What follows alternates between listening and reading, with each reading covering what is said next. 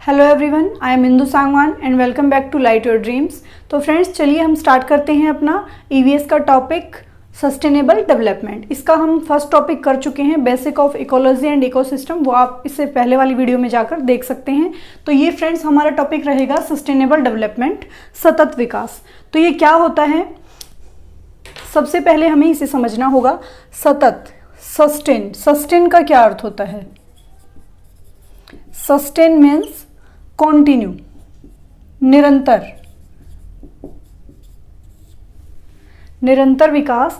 इसे आप कह सकते हैं कि ऐसा विकास सतत है जो, और सस्टेन है यानी कि जो कभी रुकता नहीं है, बना रहता है, चलता रहता है हमेशा। वो कैसा विकास होता है? सतत, कॉन्टिन्यूअस, लाइफ लॉन्ग प्रोसेस आप इसको कह सकते हैं। तो ये प्रोसेस ऐसा होता है। तो यहाँ से अब हम इसको देखते हैं कि इसकी परिभाषा क्या रह सकती है। परिभाषा होती है इसकी, जो सतत विकास है ऐसी प्रक्रिया है जो कि प्राकृतिक संसाधन है हमारे और जो हमारा पर्यावरण है उनका हम इस तरह से यूज़ करें कि हम उनको नुकसान भी ना हो और हम अपने लिए भी उनको सही से यूज़ कर पाएँ। यानी कि जितना हमें चाहिए, जितनी ज़रूरत है उसी के हिसाब से हम यूज़ करें, और जो हमारे आने वाली जो पीढ़ी है, भविष्य है, जो आने वाले बच्चे हैं, उनके लिए भी हम उसको सुरक्षित रख सकें। जैसे कि आपने देखा है कि हमारे पूर्वजों ने हमें इतनी सारी चीज़ें दी हैं, तो उसी तरह से हम भी आने वाले बच्चों के लिए, आने वाली पीढ़ी के लिए सब चीज़ों को छोड़ कर जाएं जैसे हमें मिला है। तो इस तरह से ये कैसा विकास होता है? सतत विकास। यानी कि पर्यावरण, जो प्राकृतिक संसाधन है हमारे, मिट्टी, पानी, हवा इत्यादि, तो उनको हम पर्यावरण को क्षति पहुंचाए यानी कि उनको नुकसान किए बगैर ऐसे यूज़ करें कि वर्तमान, यानी कि हम जो वर्तमान में हैं अब हम हैं, और हमारे जो आने वाली पीढ़ी है उसके लिए प्रयोग किया जाता है। तो ये था इसका कंसेप्ट कि सतत विकास है जो वो क्या होता है, प्राकृतिक संसाधनों, पर्यावरण का इस तरह से यूज़ करना कि नुकसान भी ना हो, हम भी सही से यूज़ कर पाएँ जितना सही चाहिए, और आने वाली बच्चों के लिए भी हम छोड़ कर जाएँ। तो ये था इसका नॉर्मल सा कंसेप्ट। अब देखते हैं कि सतत विकास के बारे में सबसे पहले हमें पता कहाँ से चला। तो ये पता चला हमें सबसे पहले, इसके रिगार्डिंग जो विचार हैं वो कहाँ से आए? 1972 में आए। और ये विचार में क्या बातें आई? ये 3 पॉइंट सामने आए: सामाजिक, आर्थिक और पर्यावरण।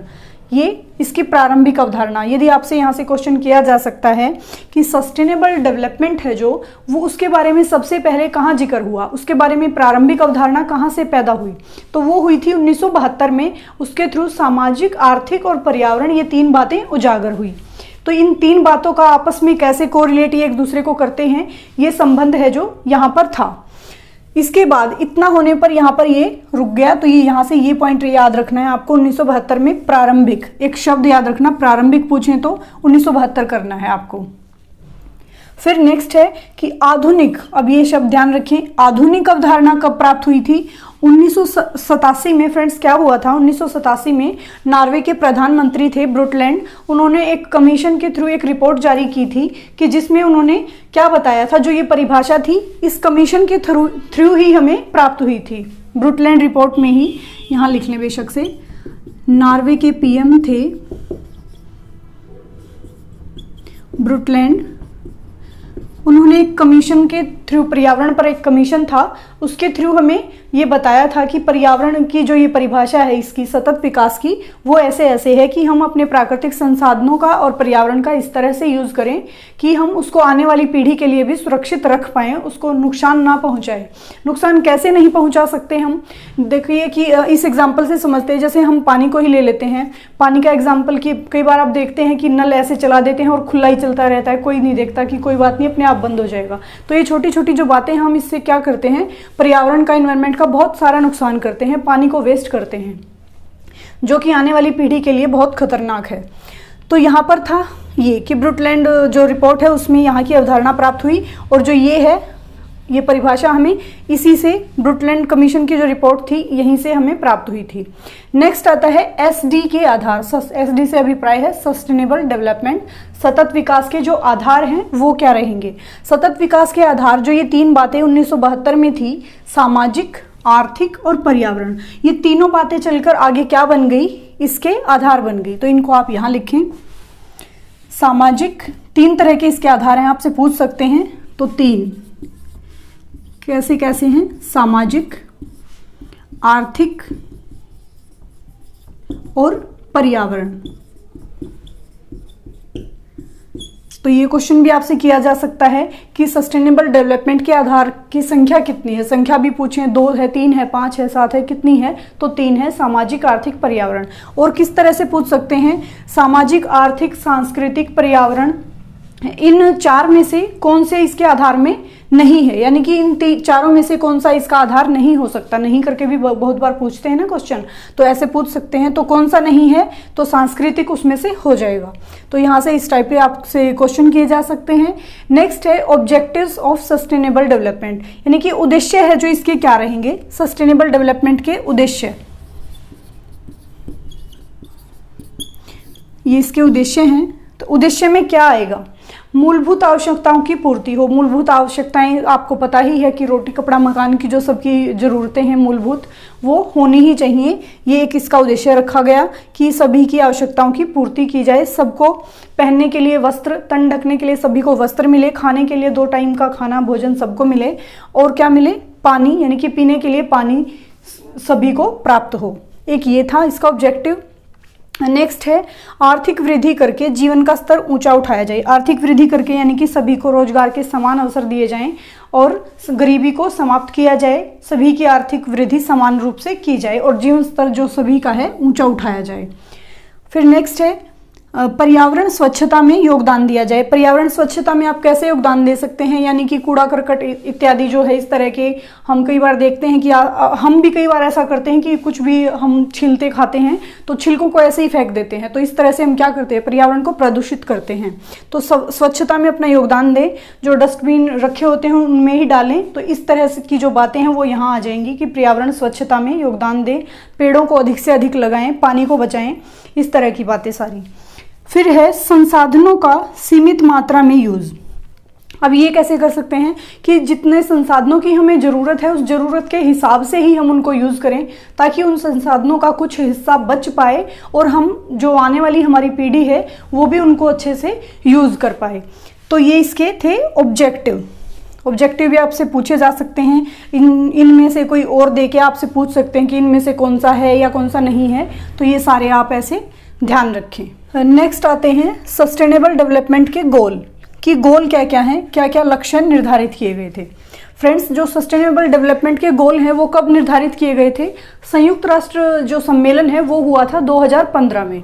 उस दौरान ये निर्धारित किया गया था कि जो 2016 से लेकर 2030 तक इन लक्ष्यों को, कौन से लक्ष्यों को? इनको, ये जो 17 गोल निर्धारित किए गए थे इनको प्राप्त कर लिया जाएगा। इन गोल में क्या थे? जैसे कि गरीबी को भारत से खत्म करना और भूखमरी को समाप्त करना, सभी को रोजगार के समान अवसर प्रदान करना। तो इस तरह से ये गोल थे। तो एक एक करके हम इनको कंप्लीट करते हैं।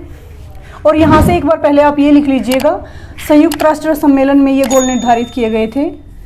संयुक्त राष्ट्र शिखर सम्मेलन कब हुआ था? 2015 में निर्धारित हुए थे ये गोल। और ये डेट भी इसकी ध्यान रखें, 25 से 27 दिसंबर तक चला था 2015 में ये। और निर्धारित किया गया था कि 2016 से 2030 तक, बैठक हुई थी 2015 में और निर्धारित किया गया था कि 2016 से लेकर 30 तक इन जो 17 लक्ष्य निर्धारित किए गए हैं इनको प्राप्त कर लिया जाएगा। अब देखते हैं एक एक करके लक्ष्य को। कौन सा लक्ष्य था? एक तो था कि गरीबी को समाप्त किया जाए। साधारण सा है, आपको पता ही है कि 2030 तक भारत से गरीबी का खत्म हो जाना चाहिए, ये लक्ष्य निर्धारित किया गया। दूसरा किया गया कि भूखमरी से मुक्ति, यानी कि कोई भी व्यक्ति भूखा न रहे, 2-3 टाइम का जो खाना है वो सभी को मिले बराबर से। नेक्स्ट था अच्छा स्वास्थ्य, सभी का स्वास्थ्य अच्छा हो, सभी को स्वास्थ्य की सभी सुविधाएं अच्छे से प्राप्त करवाई जाएं। नेक्स्ट है हमारा गुणवत्तापरक शिक्षा, यानी कि सभी को शिक्षा के जो हैं समान अवसर दिए जाएं और शिक्षा कैसी हो? गुणवत्तापरक हो, काम आने वाली हो हमारे। और 5वां है लैंगिक समानता, यानी कि लैंगिक रूप से किसी के भी साथ कोई भेदभाव न किया जाए, सभी समान हो, जेंडर के आधार पर कोई भी ऐसे उनमें भेदभाव न किया जाए।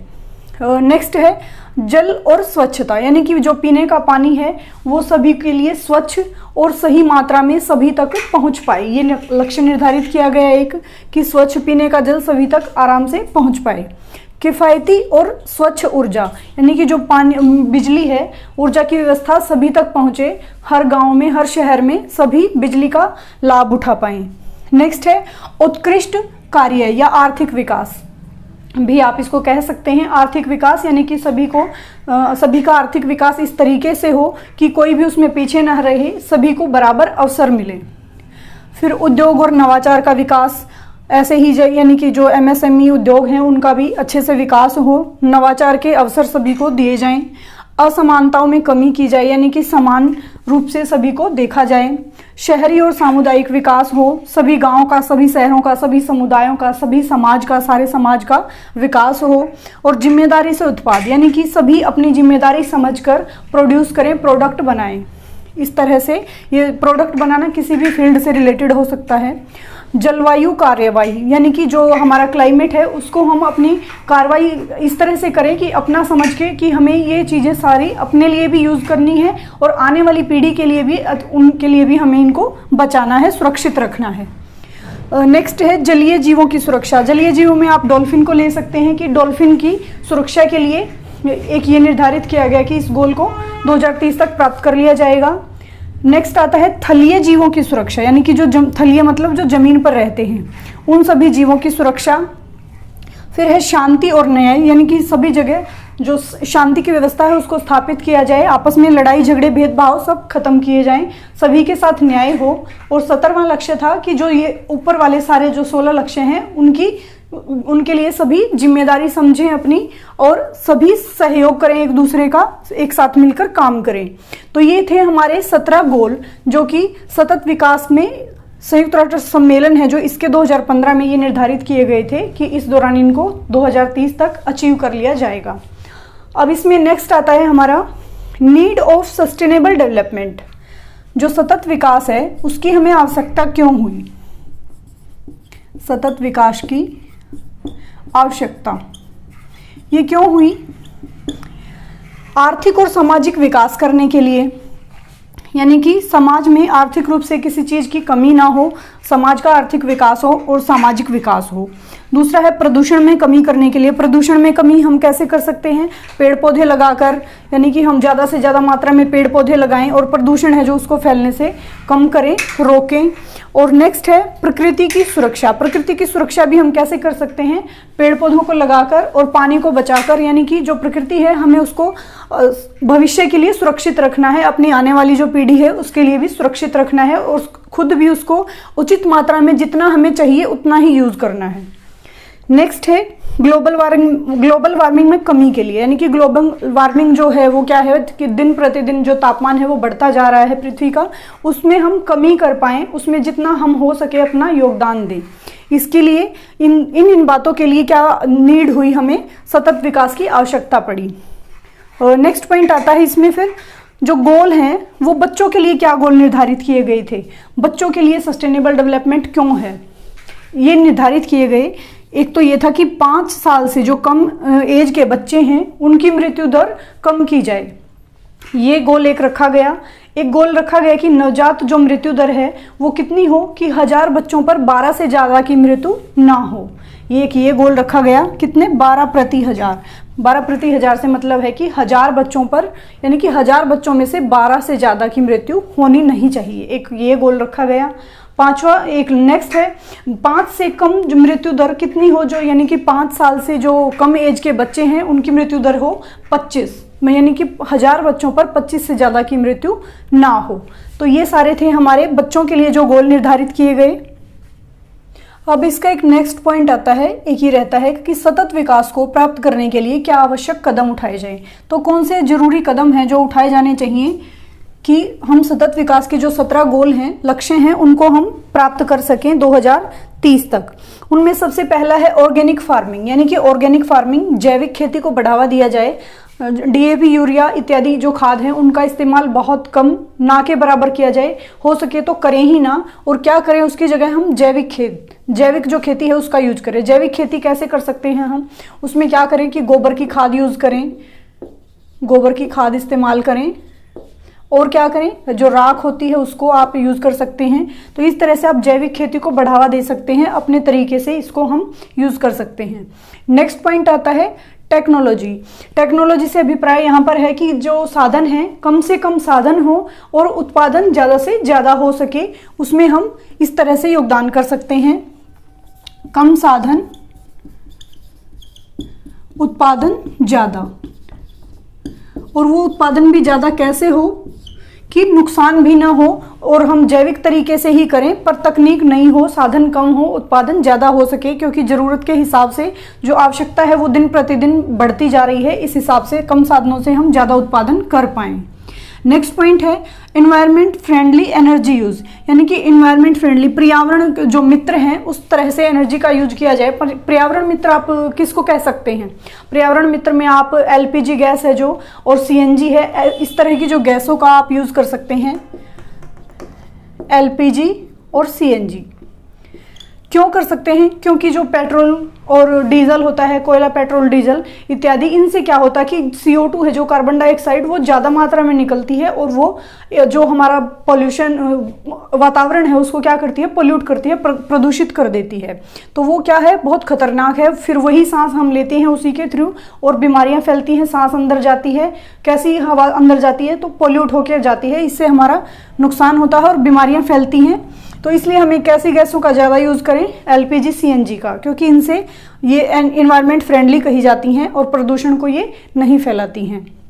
नेक्स्ट है सन रेज को सोलर एनर्जी में कन्वर्ट करना, यानी कि सन रेज हैं जो हमारी सूर्य की किरणें, उनको हम क्या करें, सोलर एनर्जी के रूप में इस्तेमाल करें, ताकि हम क्या कर पाएँ, पर्यावरण को बचा पाएं, सुरक्षित रख पाएं आने वाली पीढ़ी के लिए। आने वाली पीढ़ी के लिए आपको यहाँ हर बार जोड़ना पड़ेगा, क्योंकि सतत विकास का उद्देश्य ही वही है कि हम चीज़ों को बिना नुकसान करे अपने लिए इस तरह से यूज़ करें कि हमारे आने वाले जो भविष्य हैं, बच्चे हैं, आने वाली जो पीढ़ी है वो भी इनको अच्छे से यूज़ कर पाए। तो सोलर एनर्जी का हम यहाँ पर यूज़ करें। एक है कि भाई लॉज बनाए जाएं, ऐसे कानून बनाए जाएं कि केमिकल जो वेस्ट है उन पर कड़े कानून बनाएं और उनका पालन भी हो। कैसे हो कि जो हम देखते हैं कि फैक्ट्रियों में केमिकल होता है इतना सारा, वो ऐसे ही खुला बहा दिया जाता है नालों में, वो नदियों में, तालाबों में, झरनों में, सब जगह जाता है और क्या करता है, पानी को वेस्ट करता है। कहीं ना कहीं वो पानी हमारे तक पीने के रूप में पहुँचता है और वो पानी पीकर हम फिर से बीमार पड़ते हैं। प्रदूषित पानी पिएंगे तो बीमारियां ही बढ़ेंगी। इस तरह से सारा ये ऐसे सर्कल चलता है। तो उस केमिकल वेस्ट को क्या करने के लिए उसका ऐसा प्रावधान किया जाए कि भाई हम उसको कम से कम प्रदूषित कर पाएं और कड़े नियम बनाए जाएं और उनका पालन भी किया जाए। एक ये किया जाए, यहाँ पर कड़े नियम हो और उनका पालन हो, नियमों का पालन भी हो। एक आता है रिसाइकलिंग ऑफ गार्बेज, यानी कि जो कूड़ा कचरा है, घर का ही ले लीजिए आप, जो हर रोज कूड़ा कचरा होता है हमारा इकट्ठा, उसको हम रिसाइकल करें। कैसे करें? इकट्ठा करें और उसको धीरे धीरे हम जैविक खाद के रूप में इस्तेमाल कर सकते हैं। जो ये कूड़ा कचरा होता है घर का, जैविक खाद के रूप में हम इसको इकट्ठा करके इस्तेमाल कर सकते हैं। जो फल सब्जियों के छिलके इत्यादि होते हैं, हम उनको इकट्ठा करते रहें और क्या करें, धीरे धीरे वो गलने सड़ने शुरू हो जाते हैं और खाद का एक तरह से काम करते हैं। खेत में हम उसको डालकर जैविक खेती का प्रारंभ कर सकते हैं। तो फ्रेंड्स, आज हमने ये टॉपिक कंप्लीट किया। मिलते हैं हमारी नेक्स्ट क्लास में। तब तक के लिए आप अपनी स्टडी कंटिन्यू रखें। पेपर बहुत नज़दीक है और पढ़ते रहें, खुश रहें, बिल्कुल मन लगाकर।